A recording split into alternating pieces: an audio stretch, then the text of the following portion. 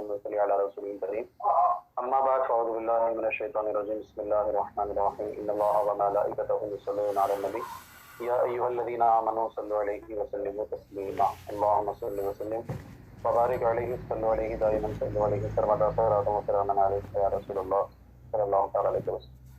ہم بیٹا متعلقات نصوص میں عبارت النص، اشارت النص اور دلالت النص، ان تینوں کو ہم نے پڑھ لیا تھا. اب آخری ہے اقتضاء النص، کسی کو مقتضا بھی کہتے ہیں. اقتضاء النص کا معنی کیا ہوتا ہے؟ اقتضاء کا معنی لفظی معنی ہوتا ہے چاہنا. اقتضاء یقتضی کا معنی ہوتا ہے چاہنا. اقتضاء النص بہت آسان چیز ہے، اس کو بس اتنا سمجھ لو کہ کبھی کوئی ایسا کلام ذکر کیا جاتا ہے جس کلام کو صحیح ثابت کرنے کے لیے کچھ مقدر ماننا پڑا تھا. جب تک اس کلام کو مقدر نہیں مانیں گے تب تک وہ کلام درست نہیں ہو سکتا ہے. بات سمجھ آ رہی؟ تو اسی کو اقتضاء النص کہتے ہیں. گویا کہ نص نے جو ہے اس کا تقاضا کیا، نص نے اس کو چاہا، اس کا تقاضا کیا. بات سمجھ آتا ہے؟ تو اقتضاء النص کا معنی کیا ہوتا ہے کہ کوئی بھی ایسا کلام جس میں جب تک اس مقدر چیز کو، اس زیادتی کو طلب نہیں کریں گے، اس مقدر کو مذکور نہیں کریں گے، تب تک وہ بات، وہ کلام صحیح ہی نہ ہو. تو کلام کو صحیح کرنے کے لیے جس کلام کے حصے کو، جس کلام کے ٹکڑے کو مقدر مانا جاتا ہے، اسی کو جو ہے مقتضا کہا جاتا ہے. اور اس نص کو جس کے اندر کمی پائی جا رہی ہے مقتضی کہتے ہیں، اس میں فاعل کا صیغہ ہے نا. اور جس کلام کو جو ہے طلب کیا گیا ہے اس کلام کو مقتضا کہتے ہیں، اور اس فعل کو اقتضا کہتے ہیں. اس کام کو، اس عمل کو جو ہے اقتضا کہتے ہیں. ٹھیک ہے، اس کی بہت ساری مثالیں آپ کو مل جائیں گی. قرآن پاک میں عام طور پر رب العزت نے فرمایا فتحریر رقبہ، فتحریر رقبہ کئی جگہوں پر فرمایا نا کفارے کے لیے. تو ایک غلام کا آزاد کرنا، ایک غلام کا آزاد کرنا، تو وہاں پر جو ہے مملوکتن کی قید جو ہے وہ مقید رہے گی، جو محذوف رہے گی. کیونکہ جب تک آپ مملوکتن یعنی فتحریر رقبۃ مملوکتن میں لفظ مملوکتن کو مقدر نہیں مانیں گے تب تک یہ بات صحیح نہیں ہوگی. بیٹا دیکھو کسی کا مائک آن ہو گیا ہے، بند کر لو جلدی سے. بات سمجھ آئی؟ تو جب تک مملوکتن کی قید نہیں لگائیں گے تب تک کیا ہے، آپ کا کلام صحیح نہیں ہو سکتا. کیوں صحیح نہیں ہو سکتا؟ اس کی وجہ یہ ہے کہ کوئی بھی چیز جس کو بھی آپ آزاد کریں گے، کوئی بھی غلام جس کو بھی آپ آزاد کریں گے، تو آزاد کرنے کے لیے اس کا آپ کی ملکیت میں ہونا ضروری ہے. اگر وہ چیز آپ کی ملکیت میں ہے ہی نہیں تو پھر آپ آزاد کیسے کریں گے؟ لا یتق فیما لا یملکہ ابن آدم، رب قدیر نے فرما دیا، نبی اکرم صلی اللہ علیہ وسلم نے فرما دیا ہے کہ جس چیز میں انسان کی ملکیت نہیں ہے اس میں آزادی نہیں ہو سکتی ہے. تو اب غلام کو آزاد کرنا ہے تو آزاد کرنے کے لیے اس غلام کا مملوک ہونا ضروری ہے. بات سمجھ آ رہی؟ تو یہاں پر دیکھو کہا گیا تحریر الرقبہ، لیکن اسی تحریر الرقبہ کو صحیح کرنے کے لیے لفظ مملوکۃ کو مقدر ماننا ضروری ہے. بات سمجھ آ رہی ہے؟ تو اسی کو کیا ہے، اقتضاء النص کہتے ہیں. اسی طرح سے یہاں پر ایک مثال پیش فرمائی مصنف نے. اگر کوئی شرعی احکامات میں اس کی مثال پیش کرتے ہیں کہ اگر کوئی انسان اپنی بیوی کو انتی طالق کہے تو طالق جو ہے یہ صیغہ صفت ہے. طالق کیا ہے؟ اس میں فاعل کا صیغہ ہے نا، اس میں فاعل، اس میں مفعول، اس میں تفضیل، صفت مشبہ، ان سب کو صیغہ صفت کہا جاتا ہے. یہ سب کے سب کسی نہ کسی صفت پر دلالت کرنے والے صیغے ہوتے ہیں. اگر کوئی اپنی بیوی کو انتی طالق کہہ دے تو یہاں پر لفظ طلاق کو مقدر ماننا پڑے گا، کیونکہ یہ قاعدہ اور ضابطہ ہے کہ کوئی بھی فعل جب بھی آپ پیش کریں گے، یا کوئی بھی صیغہ صفت جب بھی آپ پیش کریں گے، کوئی بھی مصدر یا صیغہ صفت، فعل نہیں، ہاں فعل بھی کہہ سکتے ہیں، کوئی بھی آپ فعل کو پیش کریں یا کوئی بھی آپ صیغہ صفت کو پیش کریں تو اس میں مصدر کا مقدر ہونا، مصدر کا پایا جانا ضروری ہے. مثلا اگر میں کہوں کہ اشرب، میں پی رہا ہوں، تو پینے کے اندر شرب جو مصدر ہے اس کا معنی پایا جائے گا. بغیر مصدر کے معنی کہ وہ فعل وجود ہی نہیں ہوگا. تو میرے بات اسی طرح سے اگر میں کہوں کہ انا شارب، میں پینے والا ہوں، میں پی رہا ہوں، تو شارب کے اندر بھی شرب کا معنی پایا جائے گا، پینا ہے نا، مصدر کا معنی پایا ہی جائے گا. تو کہنے کا مطلب یہ ہے کہ کوئی بھی صیغہ صفت ہو یا کوئی بھی فعل ہو، اس فعل کے اندر جب تک ہم مصدر کے معنی کو مقید نہیں کریں گے، مصدر کے معنی کا ہم لحاظ نہیں رکھیں گے، اس وقت تک جو ہے وہ کلام صحیح ہو ہی نہیں سکتا ہے. سمجھ رہی بات؟ اسی طرح سے طالق جو ہے یہ بھی صیغہ صفت ہے. اب طالق کہا تو اس کے اندر طلاق کا معنی جو ہے ضرور پایا جائے گا. اس کے بغیر جو ہے یہ لفظ طالق کا کوئی مطلب ہی نہیں ہے. تو اب اس طالق کو صحیح کرنے کے لیے طلاق کو مقدر مانا پڑ رہا ہے. اس کو ذکر کرنے کی ضرورت نہیں ہے، بس اس کو مقدر مانا جاتا ہے کہ اس کے اندر طلاق کا معنی مقدر طور پر پایا جا رہا ہے. کیوں؟ کیونکہ طالق صیغہ صفت ہے اور صیغہ صفت کے اندر مصدر کا معنی پایا ہی جانا چاہیے. سمجھ آگے بیٹا بات؟ بہرحال دیکھو کہتے ہیں اما المقتضا، اچھا اقتضاء النص کو مقتضا بھی کہہ دیتے ہیں ڈائریکٹ آسانی کے لیے. کہتے رہا مقتضا فهو زیادۃ علی النص، تو وہ نص کے اوپر ایک ایسی زیادتی ہے کہ لا يتحقق معنى النص الا به، کہ نس کا معنی متحقق نہیں ہوتا ہے الا بہی مگر اسی کے ذریعے سے. مطلب جب تک جو ہے اس مقدر کو اس پوشیدہ عبارت کو ہم ذکر نہیں کریں گے تب تک جو ہے یہ نس کا معنی درست ہی نہ ہو. سمجھ میری بات. وجہ تسمیہ کی طرف اشارہ کرتے ہیں کہ ایک ان النص اقتضا ہو, گویا کہ نس نے اس کا تقاضا کیا ہے, نس نے اس کو طلب کیا ہے, اسی وجہ سے اس کو مقتضا کہتے ہیں. کیوں طلب کیا ہے تو وجہ بیان فرماتے لیے صح فی نفسہ معنی ہو, تاکہ فی نفسہ ہی اس کا معنی کیا ہو جائے, صحیح ہو جائے. کہنے کا مطلب یہ ہے کہ کوئی بھی ایسا کلام جس کے اندر جب تک اس مقدر پوشیدہ زیادتی کو مقدر نہیں مانیں گے تب تک جو ہے وہ کلام درست نہ ہو, تو ایسے ہی کلام کو اقتضاء النص کہتے ہیں. دنیا کے بعد کہتے مثال ہو فی شرعیات, شرعی احکامات میں اس کی مثال یہ ہے قول ہی, جیسے شوہر کا یہ کہنا کہ انتی طالق, تم طلاق والی ہو. کہتے ہیں فإن هذا نعت المرأة, کیونکہ یہ عورت کی صفت ہے, الا ان النعت يقتضي المصدر, مگر یہ کہ نعت جو ہے صفت جو ہے وہ مصدر کا تقاضا کرتی ہے. پسند ہے, کیونکہ جب تک مصدر کو مقدر نہیں مانیں گے تب تک اس کا معنی صحیح نہیں ہو سکتا ہے. تو کہتے ہیں فکان المصدر موجود بطریق, فکان المصدر موجود بطریق الاقتضاء, فکان رہے گا یہ, فکان المصدر موجود بطریق الاقتضاء, تو گویا کہ مصدر جو ہے وہ بطریق اقتضاء کیا ہے, موجود ہے, کہ جب تک اس مصدر کو مقدر نہیں مانیں گے تب تک کیا ہے, کلام صحیح نہیں ہوگا. بات سمجھ آ رہی. اسی طرح سے ایک اور مثال پیش فرماتے ہیں اقتضاء النص کی, بہت آسان مثال ہے, اس کو ذرا سمجھنے کی کوشش کیجیے. فرماتے ہیں وَإِذَا قَالَ أَعْتِقْ عَبْدَكَ عَنِّي بِأَلْفِ دِرْهَمٍ, اگر کوئی سامنے والے سے کہے کہ تم اپنے غلام کو میری جانب سے 1000 کے عوض آزاد کر دو. اعتق عبدك, تم اپنے بیٹا مائک بند کر لو, کتنی مرتبہ میں کہہ رہا ہوں, مائک بند کر لیجئے. کس کا مائک آن ہے, مائک بند کر لیجئے, آوازیں آ رہی ہیں. اگر میں سامنے والے کو مخاطب کر کے کہوں کہ اعتق عبدک عنی بألف درہم, تم اپنے غلام کو میری جانب سے 1000 درہم کے عوض آزاد کر دو. ٹھیک ہے, میں نے سامنے والے سے کہا, سامنے والے نے کہا کہ ٹھیک ہے اعتقت, میں نے آزاد کر دیا. تو کہتے ہیں یقع العتق عن العامر, تو ایسی صورت میں آزادی کا جو تحقق ہو وہ کس کے ذریعے سے آزاد ہوگا, اس کا آزاد کرنے والا موثق کون کہلائے گا, حکم دینے والا عامر, یا پھر جس کو حکم دیا گیا جس کا اصل میں وہ غلام تھا وہ. آزاد تو ہی کیا ہے, بات نہیں آ رہی, لیکن آزاد کرنے والا یہ بولا ہے تب نہ اس نے آزاد کیا ہے, بات نہیں آ رہی. تو اب کہتے ہیں کہ اس کلام میں آزادی جو ہے وہ عامر کی جانب سے متحقق ہوگی, جو حکم دینے والا ہے اس کی جانب سے آزادی متحقق ہوگی, اور عامر کے اوپر 1000 روپیہ دینا سامنے والے کو لازم ہو جائے گا. بات نہیں آ رہی. یہاں تک کہ اگر عامر نے یعنی حکم دینے والے نے اگر اسی کے ذریعے سے کفارے کی ادائیگی کی نیت کر لی کسی غلام کو آزاد کرنے کے ذریعے سے, تو اس کی نیت کرنا بھی صحیح ہوگی اور وہ کفارہ بھی ادا ہو جائے گا. بات سمجھ آ رہی ہے. لیکن اس کلام کو صحیح کرنے کے لیے یہاں پر بے کو مقدر ماننا پڑے گا.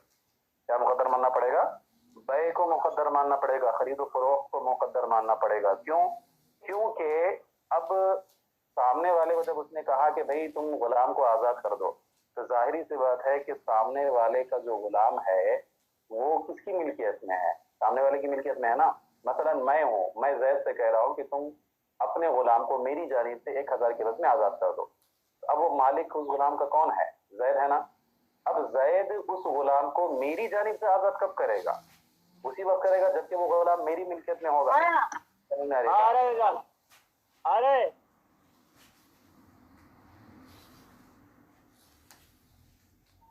خدا حافظ. جاؤ جا کر کے آرام سے بات چیت کرو, ابھی بار بار بولنے پر بھی سمجھتے نہیں ہیں. ہاں, تو میں کیا کہہ رہا تھا کہ میں نے جب سامنے والے سے کہا کہ تم میرے غلام کو آزاد کر دو, تو میری جانب سے آزادی کب ہوگی, جب میں اس غلام کا مالک بنوں گا تبھی تو میری جانب سے آزادی ہوگی. کیونکہ یہ صاف حدیث پاک ہے کہ لا عتق فیما لا یملک ابن آدم, ابن آدم جس کا مالک نہیں ہے اس میں آزادی نہیں ہو سکتی. اگر میری جانب سے اس غلام کو آزاد کرنا ہے تو لازمی طور پر مجھے اس غلام کا مالک بننا پڑے گا. جب میں اس غلام کا مالک ہوں گا تب جا کر کے آزادی کا تحقق ہوگا. اب میں اس غلام کا مالک کیسے بنوں گا, کیسے بنوں گا, خرید و فروخت کے ذریعے سے نا, کیونکہ یہاں پر بھی الف درہم میں کہہ رہا ہوں, 1000 درہم کے ذریعے سے تم اپنے غلام کو میری جانب سے آزاد کر دو. تو گویا کہ میں یہ کہنا چاہ رہا ہوں کہ بھائی سب سے پہلے تم اس غلام کو 1000 روپے کے عوض میں مجھے بیچ دو, میں مالک بن جاؤں گا. پھر تم جو ہے اس کو آزاد کرنے کے وکیل بن جاؤ میری جانب سے, اور پھر تم اس کو آزاد کرو. حسن میری. اب یہاں پر دیکھیے, کہا تھا اعتق عبدک عنی بألف درہم, تم اپنے غلام کو میری جانب سے 1000 کے بعد آزاد کر دو. لیکن یہاں پر جب تک آپ بے کو مقدر نہیں مانیں گے تب تک یہ کلام صحیح ہوگا ہی نہیں. سمجھ میری بات؟ تو کلام کو صحیح کرنے کے لیے ضروری ہے کہ ہم یہاں پر بے کو مقدر مانیں اور ہم یہ کہیں کہ اصل میں عبارت یہ ہے کہ بیع عبدک عنی بألف درہم، سب سے پہلے تم اپنے غلام کو مجھ سے 1000 درہم کے عوض میں بیچ دو. ٹھیک ہے، اب بیچ دیا تم نے، بیچنے کے بعد میں اب وہ غلام کا مالک میں بن گیا. ثم کن وکیلی بالإعتاق، پھر تم جو ہے اس کو آزاد کرنے کے سلسلے میں میرے وکیل بن جاؤ. اب جب وکیل بن جاؤ گے تو فآتقہ عنی، تو پھر تم اس غلام کو کیا کرو، میری جانب سے آزاد کر دو. تو دیکھو جب تک اس کلام کو ہم مقدر نہیں مانیں گے تب تک جو ہے یہ بات درست ہو ہی نہیں سکتی ہے. تو اس بات کو درست کرنے کے لیے، اس نص کو درست کرنے کے لیے یہاں پر بے کو کیا ہے، مقدر ماننا پڑ رہا ہے. بات سمجھ میں آگے بیٹا؟ تو دیکھا کیسے آپ نے اس اقتضاء النص کو پہچانا کہ یہاں پر جب تک آپ بے کو مقدر نہیں مانیں گے تب تک یہ کلام درست نہیں ہوگا. دیکھو اسی کو بیان فرماتے ہیں، کہتے ہیں وَإِذَا قَالَ أَعْتِقْ عَبْدَكَ عَنِّي بِأَلْفِ دِرْهَمٍ، اور اس کی مثال یہ ہے کہ جب کوئی انسان کہے کہ تم اپنے غلام کو میری جانب سے 1000 کے عوض میں بیچ دو. فَقَالَ أَعْتَقْتُ، تو سامنے والے نے کہا کہ میں نے آزاد کر دیا. يَقَعُ الْعِتْقُ عَنِ الْعَامِرِ، تو ایسی صورت میں عتق آزادی جو ہے وہ عامر کی جانب سے واقع ہوگی. فَيَجِبُ عَلَيْهِ الْأَلْفُ، تو اس کے اوپر 1000 لازم ہو جائیں گے.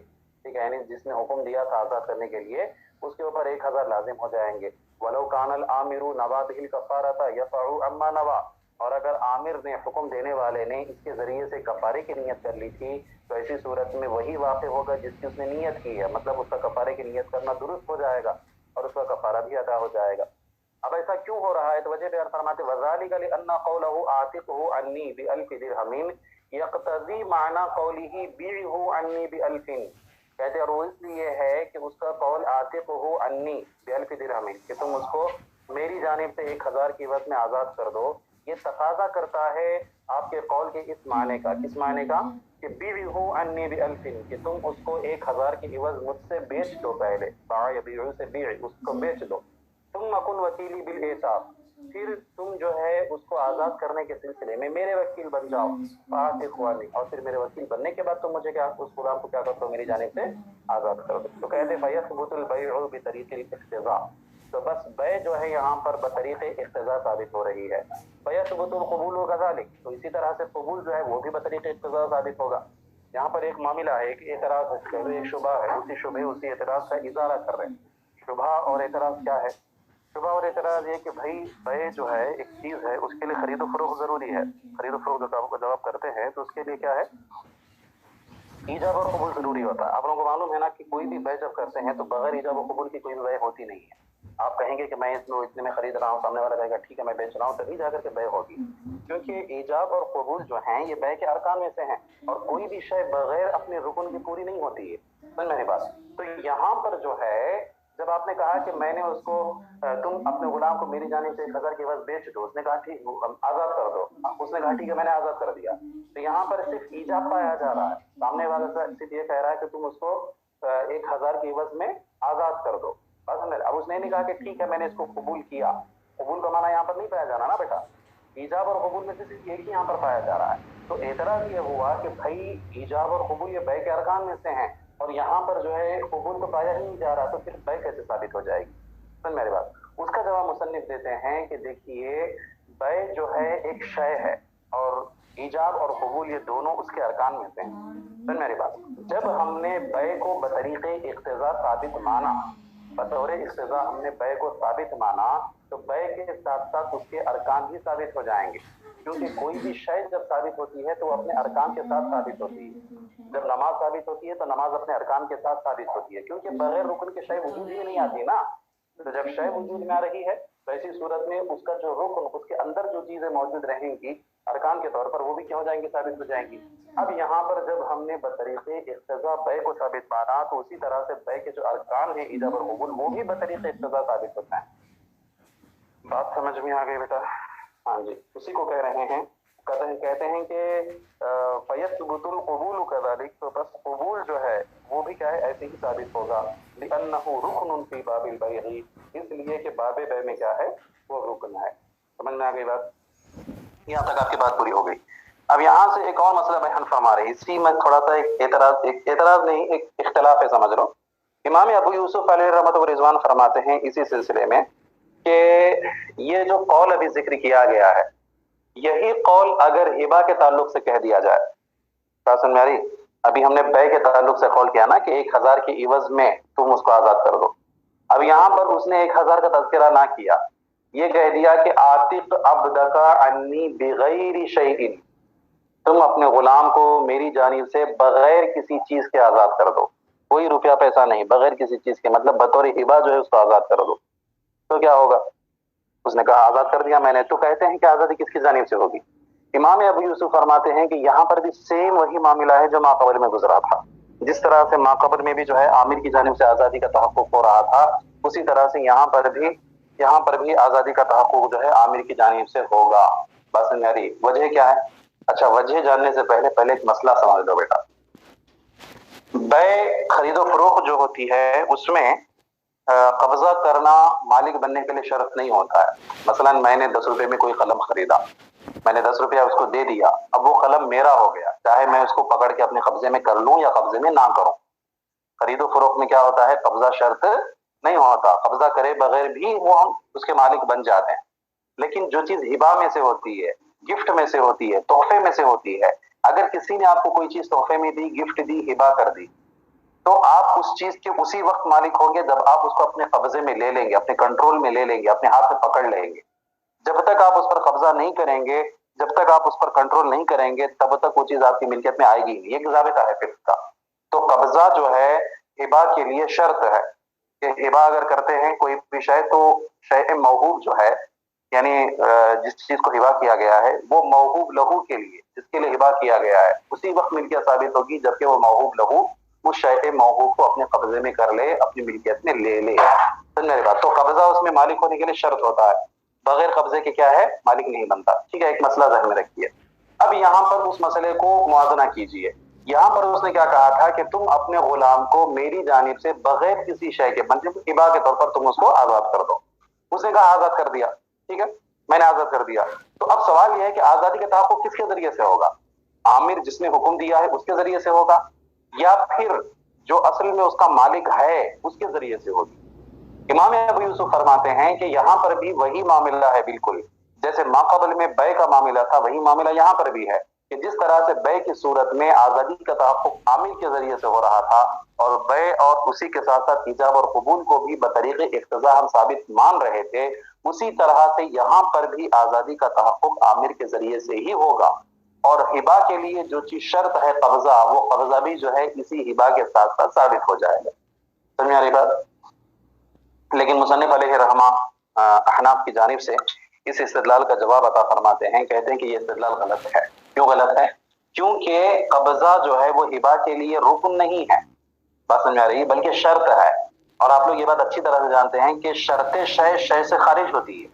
शय की जो शर्त होती है वो शय से खारिज होती है, शय के अंदर दाखिल नहीं होती है। जैसे कि तहारत है, इस्तक़बाल क़िबला है, ये सब चीजें क्या है? नमाज के शराइत में से हैं, और ये शराइत नमाज के अंदर दाखिल नहीं होते। यानी ऐसा नहीं होता कि आप नमाज के लिए पहले रकात बांधे, बाद में जाकर के वुज़ू करके आए, है ना, पहले आप इधर उधर घूम करके रकात बांध लें, उसके बाद फिर आप जो है इस्तक़बाल क़िबला। नहीं, ये शर्त है, और शर्त जो होती है वो शय से खारिज हुआ करती है। यानी बात, तो कब्जा जो है वो हिबा के लिए रुकन नहीं है। यानी ऐसा नहीं है कि हिबा जो है बगैर कब्जे के वजूद ही में नहीं आता, ऐसा नहीं है। हाँ, हिबा के लिए कब्जा शर्त है बईन तौर कि जब तक आप जो है उस हिबा शय मौहूब पर कब्जा नहीं करेंगे, उस वक्त तक आपकी मिल्कियत साबित नहीं होगी। बात समझ में आ रही है? तो हिबा के लिए कब्जा शर्त है, लेकिन ईजाब और कबूल ये दोनों के दोनों बै के लिए रुकन है। दोनों में फर्क होता है। रुकन जो होता है वो शय के अंदर दाखिल होता है, और शर्त जो होती है वो शय से खारिज हुआ करती है। तो जब शय को हम इक्तजा के तौर पर साबित मानेंगे तो शय अपने अरकान के साथ साबित होगी, शय के अंदर जो चीजें हैं वो भी पाली जाएंगी। लेकिन यही शय को जब हम साबित करेंगे तो वो अपनी शर्तों के साथ साबित नहीं होगी, क्योंकि शर्त अलग चीज है ना, शय तो खारिज से, तो शर्त जो है वो शय से खारिज है, अलग है वो।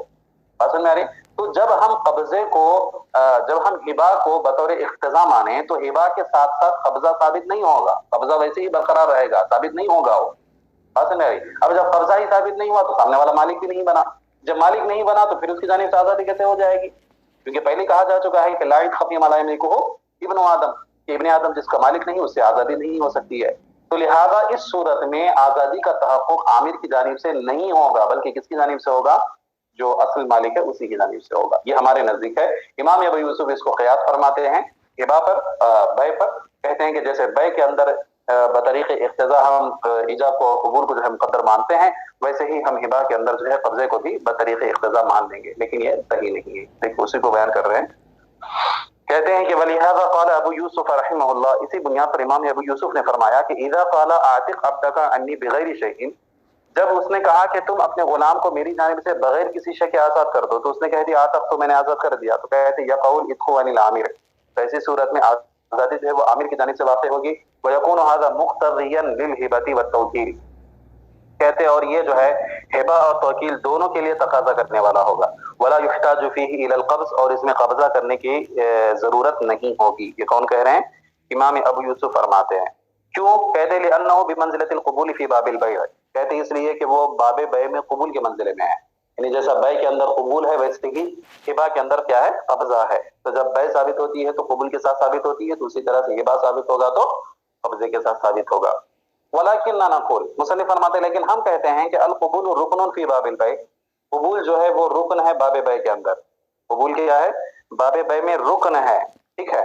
فَإِذَا أَثْبَتْنَا الْبَيْعَ اِقْتِضَاءً أَثْبَتْنَا الْقُبُولَ، کہتے ہیں جب ہم نے بیع کو اقتضاءً ثابت کیا تو قبول کو بھی اقتضاءً ثابت کر دیا، ضرورتاً ضروری طور پر، کیونکہ جو بھی شے ثابت ہوگی تو اس کو اپنے ارکان کے ساتھ ثابت ہوگی.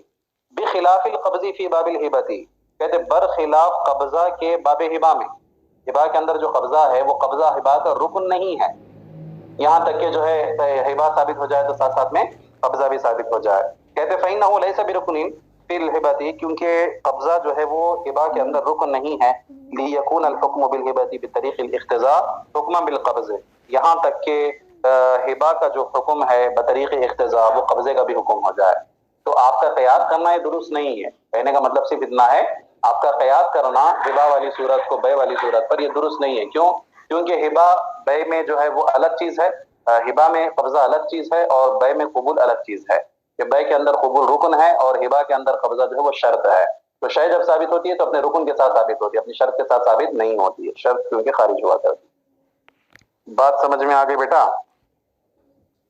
ہاں جی، ہاں بس اس کو رہنے دیجیے اتنا ہی.